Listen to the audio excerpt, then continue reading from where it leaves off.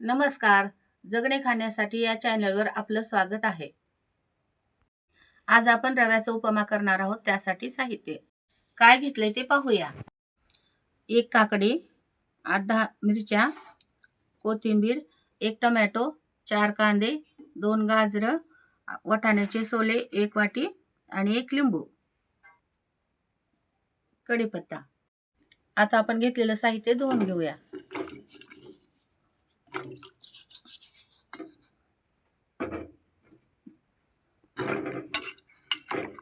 असं छान प्रकारे धुवून घेऊ.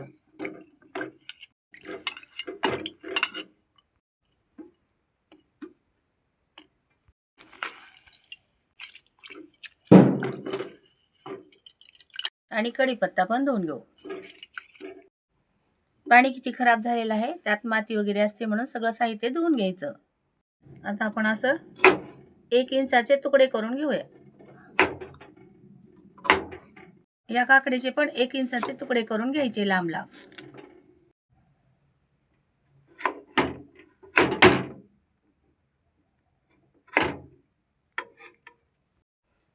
मिरचीचे पण असे बारीक छान काप करून घेऊ.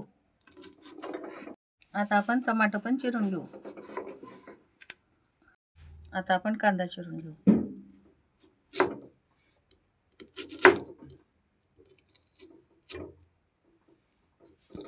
आता कोथिंबीर.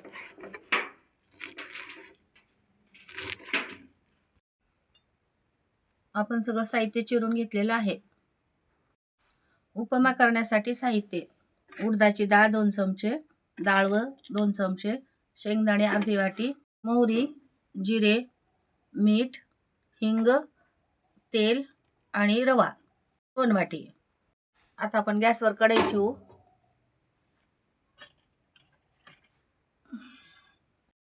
रवा टाकून भाजून घेऊ.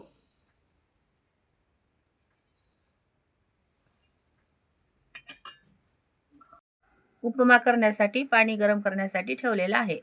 छानपैकी रवा भाजून घेऊ. तेल न टाकता असा खमंग छान रवा भाजून घेऊ. बघा कलर बदललेला आहे छानपैकी असा. अजून 1 मिनिट आपण ह्याला भाजून घेऊ. अशा प्रकारे आपला रवा भाजलेला आहे. आता काढून घेऊ. आता आपण गॅसवर कढई ठेवलेली आहे. त्यात तेल टाकून घेऊ. अंदाजे छोट्या पळ्या 4 ते 5 तेल टाकलेलं आहे. तेल तापलेलं आहे. आता मोहरी टाकू, जिरे, हिंग, कढीपत्ता, उडदाची डाळ. आता आपण याला परतून घेऊ. छानपैकी परतून घेऊ. याला उडदाच्या डाळीचा कलर बदलेपर्यंत तळून घेऊ.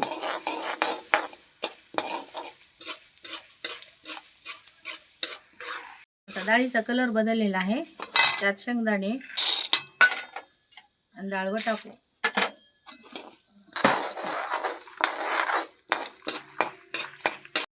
छान परतून घेऊ.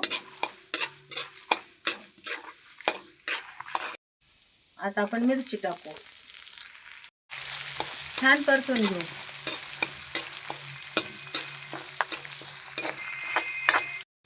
वा वा, उडदाच्या डाळीचा कसा खमंग वास सुटलेला आहे. आता आपण कांदा टाकू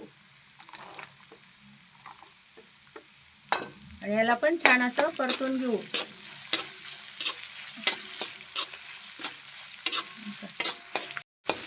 कांद्याचा कलर बदलेपर्यंत आपण ह्याला परतून घेऊ. बघा कांद्याचा कलर बदललेला आहे. आणखी थोडा परतून घेऊ. बघा आता छान कांदा परतलेला आहे. आता आपण यात गाजर टाकू.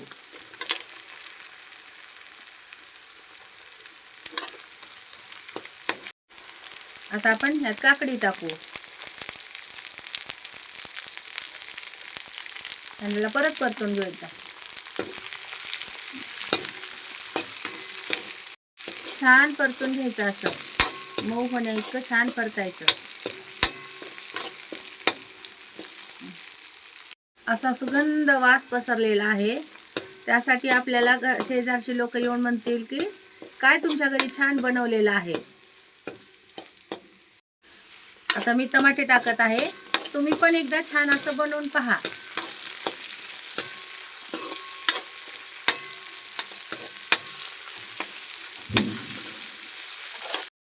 आता वाटाण्याचे सोले टाकत आहे. छान परतून घेऊ आहे.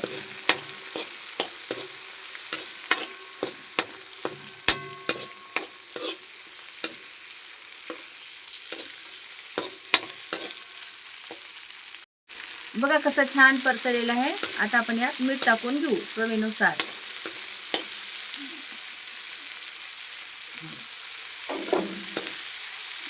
आणि छान मिक्स करून घेऊ. आणि यात गरम पाणी आता टाकून घेऊ.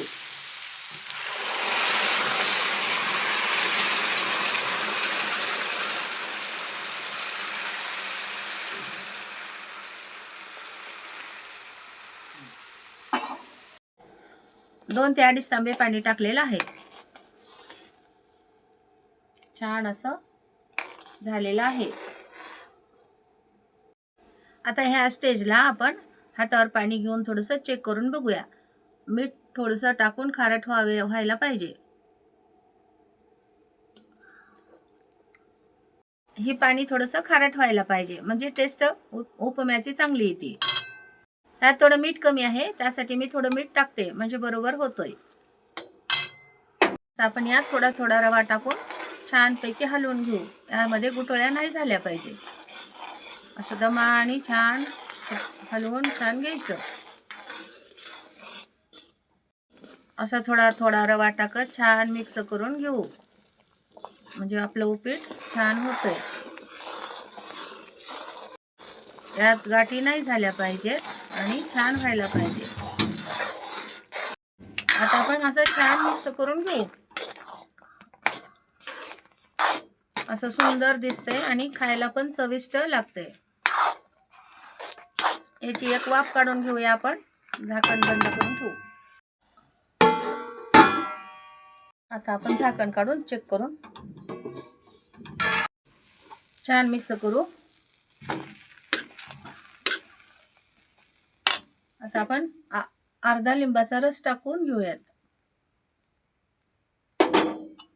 आणि परत असं छान प्रकारे मस्त मिक्स करून घेऊ. हा हा काय सुंदर झालंय.